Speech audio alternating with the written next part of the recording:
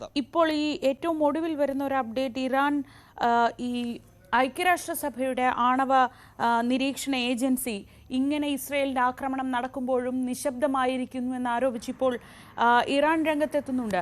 അതായത് ഒരു ഇടപെടൽ ഉണ്ടാകാത്തതിൽ ഇറാന് അതൃപ്തിയുണ്ട്. പ്രത്യേകിച്ച് ആണവ സമ്പുഷ്ടീകരണം നടത്തുന്നു എന്നാരോപിച്ചുകൊണ്ടുള്ള അപ്രതീക്ഷിതമായ ഒരു വശത്ത് ചർച്ചകൾ നടക്കുമ്പോൾ ഇറാൻ ഒരിക്കലും പ്രതീക്ഷിച്ചിരുന്നില്ല ഈ സമയത്ത് ഇങ്ങനെ ഒരു ആക്രമണം എന്ന് തോന്നുന്നു.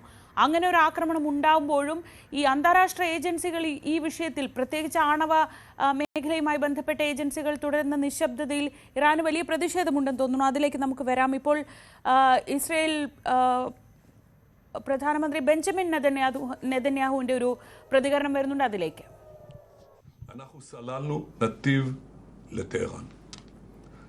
בזמן הקרוב ביותר אתם תראו את מטוסי ישראל, את חיל האוויר של ישראל, הטייסים שלנו, מעל שמי טהרן.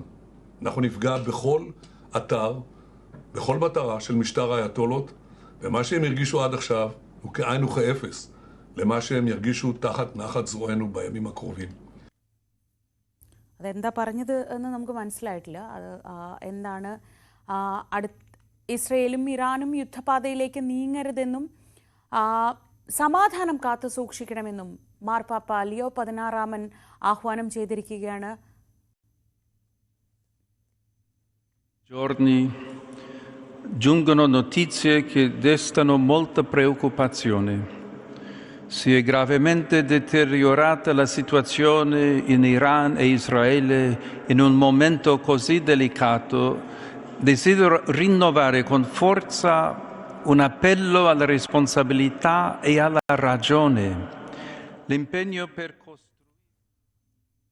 മിഥുൻ, ആ തരത്തിലുള്ള ഒരു ഇടപെടലിനുള്ള സാധ്യത അല്ലെങ്കിൽ അവരുടെ ഭാഗത്ത് നിന്ന് സ്വാഭാവികമായും ഒരു ഇടപെടൽ ഉണ്ടാവേണ്ടതല്ലേ? തീർച്ചയായും അത് തന്നെയാണ്. അതായത് ഇതിൽ നിന്നാണ് വ്യക്തമാക്കിയത് ഇറാൻ സംബന്ധിച്ച്. അതായത് അമേരിക്കയുമായി ഇനി ഒരു തരത്തിലുമുള്ള ആണവ ചർച്ചയ്ക്ക് ഇനി ഉണ്ടാകില്ല എന്ന് ഇവർ അറിയിക്കുന്നു. അതായത് അന്താരാഷ്ട്ര ആണവ ഊർജ്ജ ഏജൻസിക്കെതിരായിട്ടുള്ള വിമർശനം ഉന്നയിച്ചുകൊണ്ട് തന്നെയായിരുന്നു. അതായത് ഇത് വ്യക്തമാക്കിയത് ഈ ഒരു കാര്യത്തിൽ IAEAയുടെ പ്രമേയം ഇറാന്റെ ആണവ ഊർജ്ജ ശ്രമങ്ങളെ തകർക്കുന്ന സയൻസ് പദ്ധതികളോട് ചേർന്ന് നിൽക്കുന്നതാണെന്നാണ് ഇറാൻ അറിയിച്ചിരിക്കുന്നത്. അതുകൊണ്ട് തന്നെയാണ് യൂറോപ്യൻ യൂണിയൻ നേതാക്കളുമായുള്ള ചർച്ചയിലും അയയാതെ ഇറാൻ നിലപാട് സ്വീകരിക്കുകയും ചെയ്തത്. കാരണം ഇത്തരത്തിലുള്ള വലിയ രീതിയിലുള്ള ആക്രമണം നടന്നിട്ടും എന്തുകൊണ്ട് മിണ്ടാതിരിക്കുന്നു, ഒരു മൗനം എന്തുകൊണ്ട് ഇത്തരത്തിൽ IAEAയുടെ ഭാഗത്തുനിന്ന് ഉണ്ടാകുന്നു, ആ പ്രമേയത്തിൽ മേൽ എന്തുകൊണ്ടൊരു ചർച്ച വരുന്നില്ല എന്നുള്ള രീതിയിലുള്ള കടുത്ത വിമർശനം ഇറാൻ രേഖപ്പെടുത്തുകയും ചെയ്തത്. അതുകൊണ്ട് തന്നെയാണ് അങ്ങനെയാണ് യൂറോപ്യൻ നേതാക്കളുടെ ഇടപെടൽ കൂടി ഫലം കാണാതെ പോകുന്നു എന്നുള്ളത് തന്നെയാണ്. എന്തായാലും നിലവിൽ ഈ സംഘർഷം രൂക്ഷമാകുന്നതിൽ ട്രംപിന്റെ നിലപാട് എന്നുള്ളതാണ് ഏറ്റവും പ്രധാനപ്പെട്ട ചോദ്യം. ഇക്കാര്യത്തിൽ അമേരിക്ക ഏത് തരത്തിലുള്ള നിലപാട് സ്വീകരിക്കും? ഒപ്പം തന്നെ ഇസ്രായേൽ കഴിഞ്ഞ ദിവസം തന്നെ രാത്രിയിൽ ഈ ബെഞ്ചമിൻ നെതന്യാഹുവിന്റെ നേതൃത്വത്തിൽ അടിയന്തര യോഗം ചേർന്നതിന് ശേഷം അമേരിക്കയോട് ഔദ്യോഗികമായി തന്നെ ആവശ്യപ്പെട്ടിരുന്നു ഇറാനെതിരായിട്ടുള്ള ആക്രമണങ്ങളിൽ അമേരിക്ക കൂടി ഒപ്പം ചേരണമെന്നുള്ളൊരു ആവശ്യം മുന്നോട്ട് വെച്ചു. അല്പസമയത്തിന് മുമ്പ് അദ്ദേഹത്തിന്റെ പ്രതികരണം നമ്മൾ കേട്ടു. അതായത് താൻ നേരത്തെ തന്നെ പറഞ്ഞതാണ് ഇതൊരു തുടക്കം മാത്രമാണ് എന്നാണ്. അതിന്റെ അനന്തരഫലങ്ങൾ ഇനി കാണാൻ പോകുന്നതേ ഉള്ളൂ.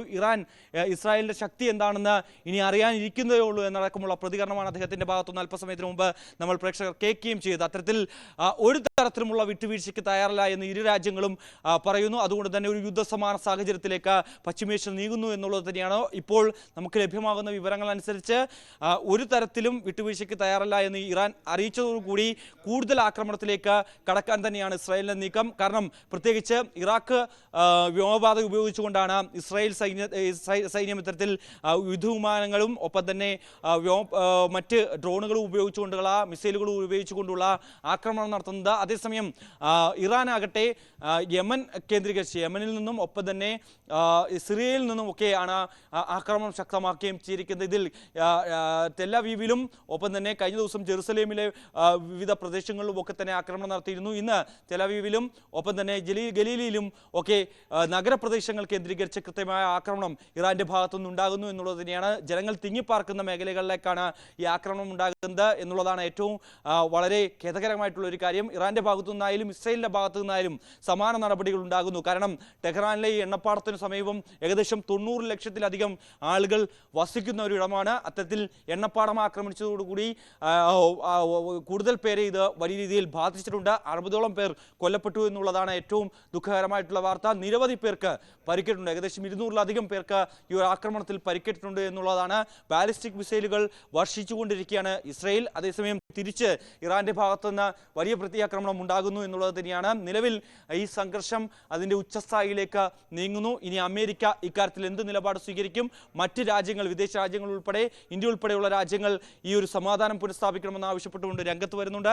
അറബ് രാജ്യങ്ങളും ഇതിൽ വലിയ രീതിയിൽ ആശങ്ക രേഖപ്പെടുത്തി രംഗത്ത് വരുന്നുണ്ട്. ഒരു മധ്യസ്ഥ ചർച്ചയിലേക്ക് കാര്യങ്ങൾ പോകണം. അമേരിക്കയുമായി ഇതുമായി ബന്ധപ്പെട്ട ചർച്ചകൾ നടത്താനുള്ള ഒരു നീക്കത്തിലേക്ക് കൂടി അറബ് രാഷ്ട്രങ്ങൾ നീങ്ങുന്നു എന്നുള്ളത് തന്നെയാണ്. ഇതിനിടെ മറ്റു രാജ്യങ്ങളുടെ പിന്തുണ തേടിക്കൊണ്ട് ഇറാൻ വിദേശകാര്യ മന്ത്രാലയങ്ങൾ, മറ്റു രാജ്യങ്ങളിലെ വിദേശകാര്യ മന്ത്രാലയങ്ങളുമായി സംസാരിക്കുന്നുണ്ട്. കഴിഞ്ഞ ദിവസം UK വിദേശകാര്യ മന്ത്രിയുമായി ഇറാന്റെ വിദേശകാര്യ മന്ത്രാലയം കൂടിക്കാഴ്ച നടത്തിയിരുന്നു. ഫോണിൽ വിളിച്ച് നിലവിലെ സ്ഥിതിഗതികൾ വിശദീകരിക്കുകയും ഒപ്പം ഉണ്ടാകണമെന്നുള്ള ഒരു നിർദ്ദേശം, പിന്തുണ വേണമെന്നുള്ള ആവശ്യം ഇറാൻ മുന്നോട്ട് വെക്കുകയും ചെയ്യുന്നു. അതേസമയം നമുക്കറിയാം ഇസ്രായേലിനെ സംബന്ധിച്ച മറ്റ് രാജ്യങ്ങളിൽ ഇസ്രായേൽ നടത്തിയിട്ടുള്ള ആക്രമണം, പലസ്തീനെ സംബന്ധിച്ച് ഗാസയിൽ ഉണ്ടായിരിക്കുന്ന രക്തച്ചൊരിച്ചിലുകൾ, അതൊക്കെ സമീപകാലത്തൊക്കെ നമ്മൾ കണ്ടുവരുന്ന ഒരു സാഹചര്യമാണ്. അതുകൊണ്ട് തന്നെ ഇസ്രായേലിന് ഏറ്റവും കൂടുതൽ തരത്തിൽ ആയുധശേഖരം ഉള്ളതാണ്. നേരത്തെ അത് ട്രംപും വ്യക്തമാക്കിയതാണ്. ഏറ്റവും കൂടുതൽ ആയുധങ്ങൾ നിർമ്മിക്കുന്നതും അത് കൈവശമുള്ളതും അമേരിക്കയാണ്. അതിൽ ഭൂരിഭാഗം ആയുധങ്ങളും ഇസ്രായേലിന്റെ പക്കലുമുണ്ട്.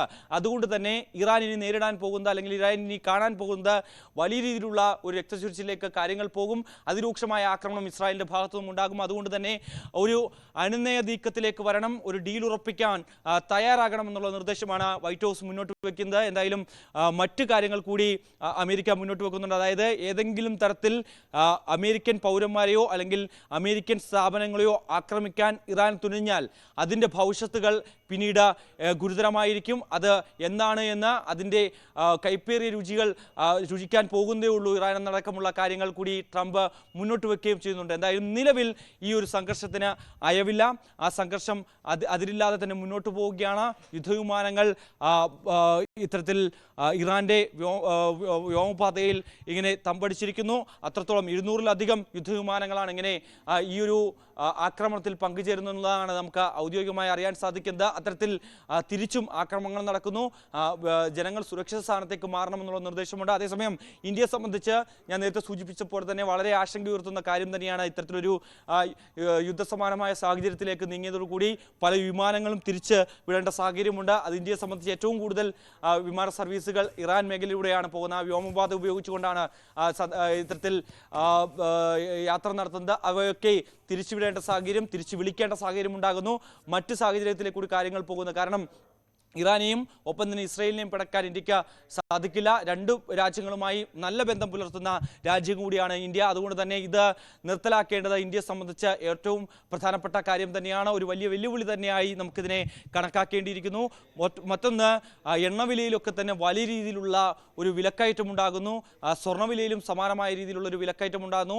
മറ്റൊന്ന്, ഇന്ത്യൻ പൗരന്മാരെ നിലവിൽ തിരിച്ചു വിളിക്കേണ്ടതില്ല എന്നുള്ളൊരു നിലപാടിലാണ് ഇന്ത്യൻ വിദേശകാര്യ മന്ത്രാലയം ഉള്ളത്. അതായത് ഇസ്രായേലിലുള്ള ഇന്ത്യൻ പൗരന്മാരും ഒപ്പം തന്നെ ഇറാനിലുള്ള ഇന്ത്യൻ പൗരന്മാരും ഒക്കെ സുരക്ഷിത സ്ഥാനത്തേക്ക് മാറണം. ഒപ്പം തന്നെ അതിനുവേണ്ടി ഒരു പ്രത്യേക നമ്പർ കൂടി മുന്നോട്ട് വെച്ചിട്ടുണ്ട്. ഏതെങ്കിലും തരത്തിൽ ഒരു സുരക്ഷാ ഭീഷണി ഉണ്ട് എങ്കിൽ അക്കാര്യം ഇന്ത്യൻ എംബസി അറിയിക്കുന്നതിന് വേണ്ടിയുള്ള നമ്പറുകൾ കൂടി പുറപ്പെടുവിക്കുകയും ചെയ്തിട്ടുണ്ട്. നിലവിലെ സാഹചര്യത്തിൽ അവരെ എത്തിക്കുന്നതിന് വേണ്ടിയുള്ള നടപടി ഇന്ത്യയുടെ ഭാഗത്തുനിന്ന് ഉണ്ടാകില്ല എന്ന് തന്നെയാണ് നമുക്ക് അറിയാൻ സാധിക്കുന്നത്. എന്തായാലും ഒരു യുദ്ധസമാനമായ സാഹചര്യത്തിലേക്ക് പശ്ചിമേഷ്യ നീങ്ങിക്കൊണ്ടിരിക്കുകയാണ്. ശരി, MG മിഥുനാണ് വളരെ വിശദമായി തന്നെ കാര്യങ്ങൾ പറഞ്ഞത്. എന്തായാലും സംഘർഷഭരിതമാണ് പശ്ചിമേഷ്യ. നമ്മൾ വിചാരിക്കുന്നത് പോലെ ഏതോ രാജ്യങ്ങൾ തമ്മിൽ നടക്കുന്ന രണ്ട് രാജ്യങ്ങൾ തമ്മിൽ നടക്കുന്ന ഒരു പോരാട്ടമല്ല ഇത്. ലോകത്തെ ആകെ സ്വാധീനിക്കാനിടയുള്ളതാണ് പശ്ചിമേഷ്യ. അത്രത്തോളം പ്രധാനമാണ് ലോക സാമ്പത്തിക ക്രമത്തിലടക്കം. ഇപ്പോൾ തന്നെ നമ്മളത് കണ്ടു തുടങ്ങിയിട്ടുണ്ട്. പലതരത്തിൽ എണ്ണവില കുതിക്കുന്നു, സ്വർണ്ണവില കുതിക്കുന്നു, അതൊക്കെ കാണുന്നു.